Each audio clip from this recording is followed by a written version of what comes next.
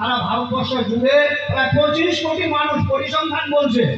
সমস্ত trade union, federation, সংযুক্ত কিষাণ মোর্চার তাদের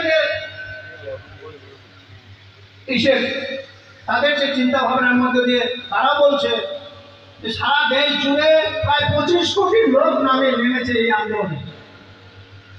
এমনকি এই আন্দোলনের খবর সারা বিশ্বে চলে গেছে যে ভারতবর্ষের শ্রমিকরা তাদের অধিকার নিয়ে তারা লড়াইয়ে নেমেছে।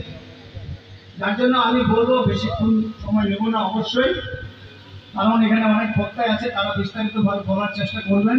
আমি এটুকু বললাম যে আজকের যে কনভেনশন, এই কনভেনশনের গুরুত্ব উপলব্ধি অনুধাবন করে আমি যেটা বুঝলাম যে আমাদের যে শ্রমকোড সেটাকে অবিলম্বে বাতিলের জন্য আমাদের সংগঠিত হতে হবে, সমস্ত ট্রেড ইউনিয়নকে একই প্ল্যাটফর্মে আসতে হবে।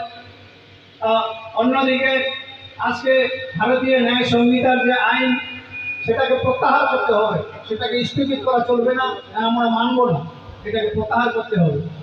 তাই বন্ধুগণ, আমি বেশি কিছু বলবো না। আমি AICCT আমাদের সেন্ট্রাল কাউন্সিল অফ ট্রেড ইউনিয়নের পক্ষ থেকে আমি এখানে প্রতিনিধিত্ব একটা কথা বলার জন্য এসেছিলাম।